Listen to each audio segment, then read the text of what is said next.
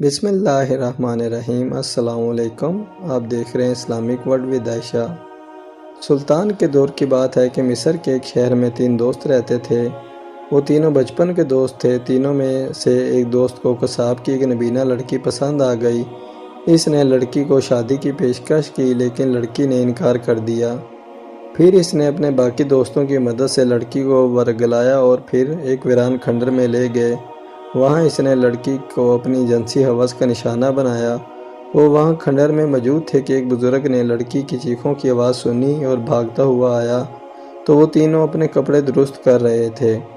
جب لڑکی سے پوچھا گیا تو اس نے کہا کہ ان تینوں میں سے ایک نے مجھے زیادتی کا نشانہ بنایا ہے، لیکن چونکہ میں نبینا ہوں لہٰذا میں اس لڑکے کو نہیں پہچان سکی جو میرا مجرم ہے۔ سپاہیوں کی مدد سے ان تینوں کو گورنر شہر کے پاس بھیجا گیا۔ شہر کے گورنر نے ان تینوں سے کہا کہ مجرم خود اپنے آپ کو میرے حوالے کر دے اور جرم کا اعتراف کر لے تو بہتر ہے۔ پہلا دوست کہنے لگا، میں اپنے دوست کو تلاش کر رہا تھا۔ جب میں ادھر آیا تو یہ دونوں اس لڑکی کے ساتھ بدکاری میں مصروف تھے۔ میں نے ان دونوں کو لڑکی سے الگ کیا اور یہ بزرگ اچانک کھنڈر میں آیا۔ اس نے ہم تینوں کو دیکھ لیا اور گناہ گار جانا۔ میں بے قصور ہوں جبکہ یہ دونوں ہی لڑکی کے گناہ گار ہیں۔ اب یہ نہیں معلوم کہ ان دونوں میں سے کس نے لڑکی کو بے آبرو کیا ہے اور کون اپنی باری کا انتظار کر رہا تھا۔ جب دوسرے نے سنا تو اس نے بھی یہی کہا کہ یہ جھوٹ ہے، میں بے گناہ ہوں بلکہ یہ دونوں ہی اس لڑکی کے ساتھ زبردستی کر رہے تھے۔ تب تیسرے سے پوچھا گیا تو اس نے بھی یہی کہا کہ وہ تینوں ایک دوسرے پر الزام لگا رہے تھے اور اپنے آپ کو بے گناہ کہہ رہے تھے۔ شہر کے گورنر نے یہ فیصلہ کرنا مشکل ہو گیا، لہٰذا اس نے تینوں کو قاضی کی عدالت میں پیش کرنے کا فیصلہ کیا۔ قاضی اس وقت عدالت میں موجود نہیں تھا۔ قاضی نے ان تینوں کو اپنے گھر پر طلب کر لیا۔ وہ تینوں حیران تھے کہ آخر قاضی کو اپنے گھر پر بلانے کا کیا مقصد ہے۔ خیر وہ قاضی کے گھر پہنچے تو دسترخوان بچھا ہوا تھا اور اس پر 3 قسم کے کھانے پیش کیے گئے۔ پہلے لڑکے کو چاول پیش کیے گئے تو دوسرے کو گوشت جبکہ تیسرے کو انڈے کا حلوہ کھلایا گیا۔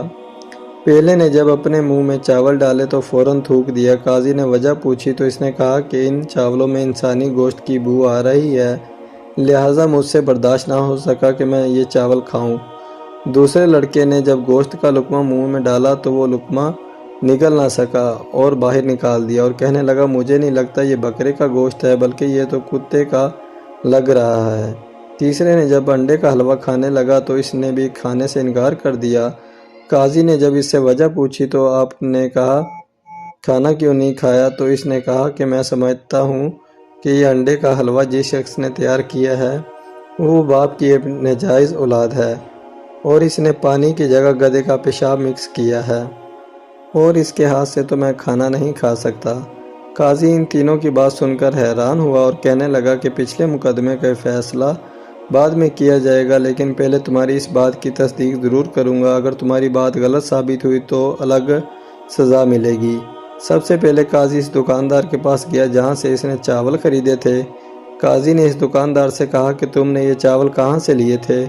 دکاندار نے کاشتکار کا نام لیا کہ میں نے چاول اس سے لیے تھے۔ قاضی نے اس سے پوچھا کہ تم نے یہ چاول کہاں سے لیے ہیں تو اس نے بتایا کہ پرانے قبرستان کی زمین کافی عرصے سے ویران پڑی تھی اور اس پر کافی پانی جمع تھا، حتیٰ کہ قبریں نظر نہیں آ رہی تھی۔ میں نے اس پر چاول بو دیے۔ قاضی نے دل میں سوچا کہ وہ پہلا لڑکا بالکل ٹھیک کہہ رہا تھا۔ قاضی سمجھ چکا تھا کہ وہ لڑکا کیوں کہہ رہا تھا کہ چاولوں میں انسانی گوشت کی بو آ رہی ہے۔ اس کے بعد قاضی قصاب کو بلایا جس نے اس سے گوشت خریدا تھا۔ قاضی نے قصاب سے کہا کہ سچ سچ بتانا، مجھ سے غلط بیانی نہ کرنا، یہ جو گوشت تم نے مجھے فروخت کیا ہے کس چیز کا تھا؟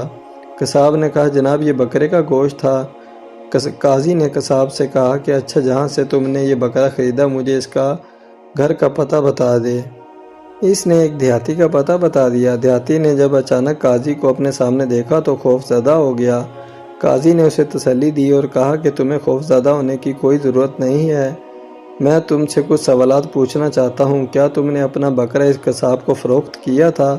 دیہاتی نے کہا جی ہاں میں نے اپنا بکرا ہی فروخت کیا تھا۔ قاضی نے اسے کہا کہ تم جھوٹ بول رہے ہو، تم نے اس قصاب کو کتا فروخت کیا تھا اور اس نے وہ کتا ذبح کر کے ہمارے مہمانوں کو کھلا دیا۔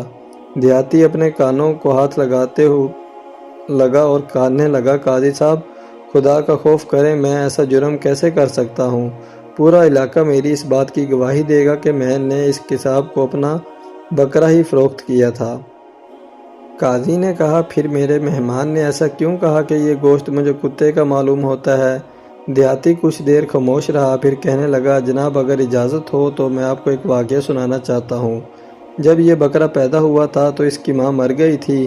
میں پریشان ہوا کیونکہ میرے پاس دودھ نہیں تھا اور اس بچے کی خوراک صرف دودھ ہی تھی۔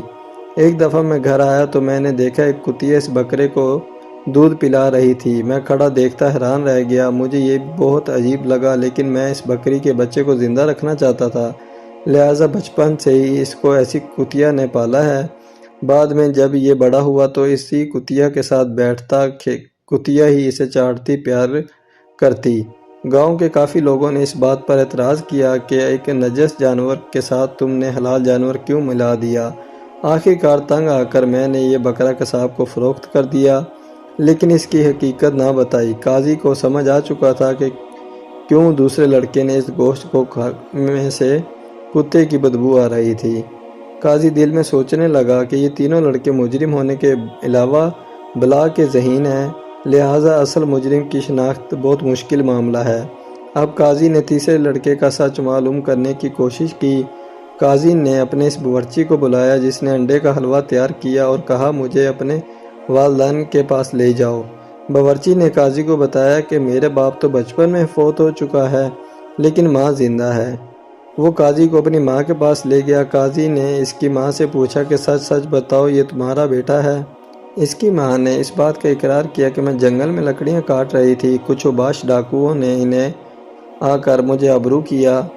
میں شادی شدہ تھی جبکہ میرا شوہر اس وقت تجارتی سفر پر تھا۔ ان نوجوانوں کی وجہ سے میں حاملہ ہو چکی تھی، لیکن میں یہ راز کسی کو نہ بتایا کہ سسرال والے مجھے گھر سے نکال دیں گے، مگر یہ بیٹا آپ کے ہاں باورچی ہے، یہ میرے شوہر کے نطفے سے نہیں۔ قاضی حیران تھا کہ اگر یہ تینوں اتنے ذہین ہیں پھر انہوں نے یہ غلط کام کیوں کیا؟ قاضی واپس گھر آیا تو تینوں سے کہا کہ بہتر یہی ہے کہ مجرم خود اپنے آپ کو قانون کے حوالے کر دے، ورنہ میں تینوں کو ہی پھانسی کی سزا سنا دوں گا۔ مگر یہاں بھی وہ تینوں ایک دوسرے کو الزام دے رہے تھے تاکہ قاضی اب بھی شک کا شکار ہو جائے اور فیصلہ نہ کر پائے اور اصلی مجرم کی شناخت نہ ہو پائے۔ قاضی تینوں کو عدالت میں لے گیا اور اس کے بعد قصاب اور اس کی لڑکی کو بھی پیش ہونے کا حکم دیا۔ ایک طرف مظلوم لڑکی اور اس کا باپ کھڑا تھا جبکہ دوسری طرف تینوں ملزم کھڑے تھے۔ قاضی نے دیکھا کہ قصاب کا چہرہ غصے سے لال تھا، اس کی آنکھوں میں سرخ تھا۔ قاضی نے قصاب سے کہا کہ یہ تینوں ہی تمہاری بیٹی کے مجرم ہیں، لہٰذا جیسے چاہو ان کو سزا دے دو اور اپنی مظلوم بیٹی کا بدلہ لے لو۔ قصاب نے کہا، میں ان تینوں کو سزا دوں گا اور ایسی سزا دوں گا کہ یہ تینوں عبرت کا نشان بن جائیں گے۔ میں ان کو ماروں گا نہیں بلکہ ان تینوں کا نفس کاٹ لوں گا تاکہ فساد کی جڑ ہی ختم ہو جائے اور یہ دوبارہ کسی کی بہن بیٹی کی عزت پامال نہ کر سکیں۔ یہ زندہ ہی رہیں گے لیکن ذلت اور رسوائی کے علاوہ ان کی قسمت میں کچھ نہیں ہوگا۔ قصاب نے خنجر تیز دھار آلے پر رکھا اور تیز کرنے لگا۔ قاضی کی عقل مند بیٹی نے جب قصاب کے ارادے کو دیکھا تو کہا کہ یہ غلط ہے، جو سزا اس قصاب نے ان تینوں کے لیے تجویز کی ہے وہ اصل مجرم کو ہی ملنی چاہیے۔ قاضی نے بیٹی سے کہا، بیٹی لیکن میرے لیے اصل مجرم کو تلاش کرنا مشکل ہو چکا ہے۔ قاضی کی لڑکی نے کہا کہ آپ اس دیہاتی کے پاس جائیں جس نے اپنا بکرا اس قصاب کو فروخت کیا تھا۔ دراصل اس کے پاس 2 بکرے تھے جس میں سے ایک بکرا اس نے چھپا لیا تھا، وہ بھی بچپن میں کتیا کے دودھ پیر پلا تھا۔ وہ بکرا ہی ان سے مجرم کی شناخت کروائے گا۔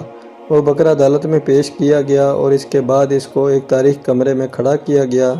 تینوں سے کہا گیا کہ باری باری جا کر اس بکرے کے سینگوں کو ہاتھ لگائے۔ جب مجرم اس کے سینگوں کو ہاتھ لگائیں گے تب بکرا ایک عجیب سی آواز نکالے گا جو کتے سے ملتی جلتی ہوگی۔ تینوں کمرے میں گئے اور بکرے کے سینگوں کو ہاتھ لگا کر واپس آ گئے۔ پھر لڑکی نے ایک سپاہی سے کہا کہ ان تینوں کے ہاتھوں کو سونگو۔ سپاہی نے تینوں کے ہاتھوں کو سونگا اور پھر قاضی کی بیٹی کو بتایا کہ تینوں کے ہاتھوں سے ایک عجیب قسم کی خوشبو محسوس ہو رہی ہے۔ یہ سن کر قاضی کی بیٹی کافی پریشان ہو گئی۔ باپ نے اپنی بیٹی کو پریشان دیکھا تو پریشانی کی وجہ پوچھی۔ اس کی بیٹی نے باپ کو بتایا کہ میں نے بکرے کے سینگوں پر ایک خاص قسم کی خوشبو لگائی تھی اور پھر ان تینوں کو سینگوں پر ہاتھ لگانے کا کہا۔ میرے دل میں یہ تھا کہ جو اصل مجرم ہوگا وہ طریقے کا فائدہ اٹھاتے ہوئے بکرے کے سینگوں کو نہیں چھوئے گا تاکہ اس کا جرم پکڑا نہ جائے، مگر حیرت کی بات تو یہ ہے کہ ان تینوں نے ان کے سینگوں کو ہاتھ لگایا ہے۔ یہ پہلے ہی میرے منصوبے کو جانتے تھے اور یہ جانتے تھے کہ میرے دماغ میں کیا ہے اور میں کس طرح ان تینوں میں سے اصل کو پکڑنا چاہ رہی ہوں۔ یہ تینوں بہت چلاک اور شاطر لوگ ہیں۔ قاضی نے جب یہ سنا تو کہا، بیٹی پھر میرے لیے فیصلے کے درمیان حائل کیوں ہو رہی ہو؟ یہ سامنے کھڑے شخص کی بیٹی کے مجرم ہیں اور بیٹی کے باپ نے خود ان تینوں کے لیے سزا بھی تجویز کر لی ہے، تو پھر دیر کس بات کی ہے؟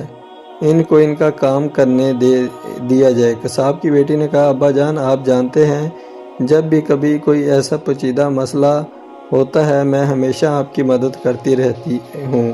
میں نے کبھی آپ کو مایوس نہیں کیا، میں نے ہمیشہ آپ کی مدد کی۔ آپ مجھے وقت دیجئے، میں ظالم شخص کی شناخت کرنے میں کامیاب ہو جاؤں گی جس نے نابینا لڑکی کو بھی نہ بخشا۔ قاضی نے اپنی بیٹی سے کہا، ٹھیک ہے بیٹی، جیسا تم بہتر سمجھو اور جیسا تم چاہو، مگر یاد رکھنا ہمارے پاس زیادہ وقت نہیں ہے۔ قاضی کی بیٹی نے باپ سے کہا، میں ان تینوں کو ایک مختصر سی کہانی سنانا چاہتی ہوں اور میں اس بات کا دعویٰ کرتی ہوں کہ مجرم اپنے منہ سے اپنے گناہ کا اعتراف کرے گا۔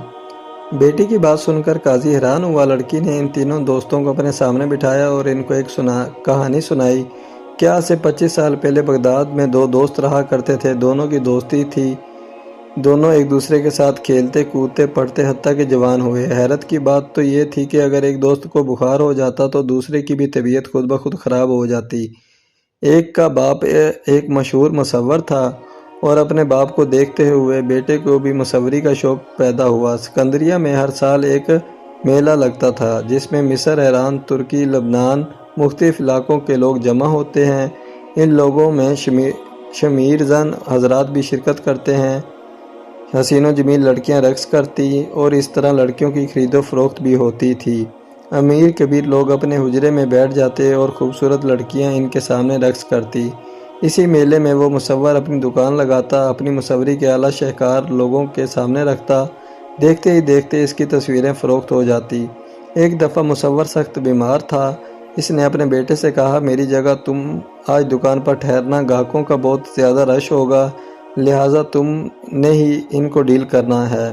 بیٹا باپ کی دکان پر بیٹھ گیا۔ کچھ دیر بعد اس کا دوست پریشانی کی حالت میں اس کے پاس آیا۔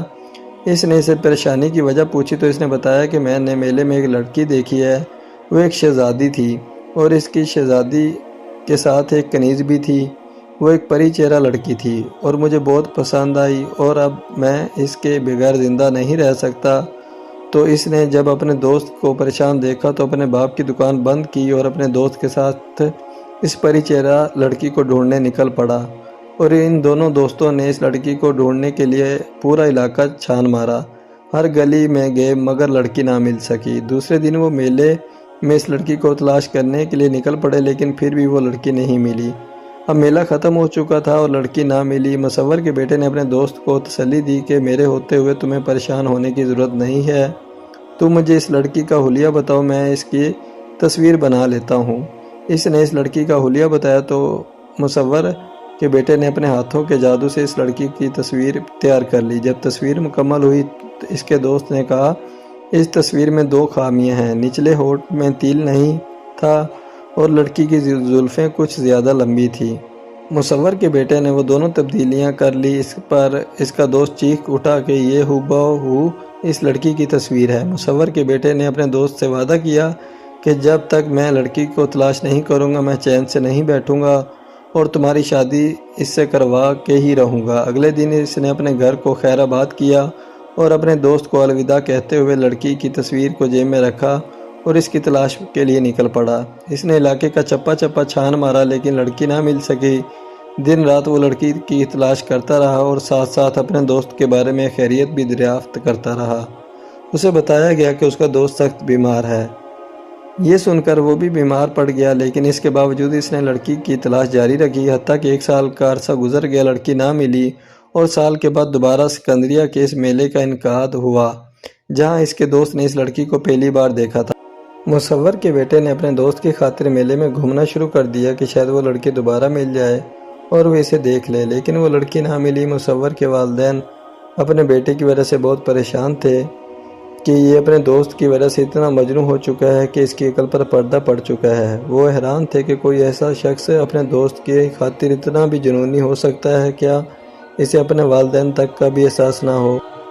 انہوں نے اپنے بیٹے کو بہت سمجھایا، لیکن اس نے کہا کہ اگر اس کو لڑکی نہ ملی، اگر میرے دوست کو لڑکی نہ ملی تو وہ مر جائے گا اور میں اپنے دوست کی جدائی برداشت نہیں کر سکتا۔ اس لیے اس نے اپنے والدین سے معذرت کی اور دوبارہ لڑکی کی تلاش کے لیے نکل پڑا۔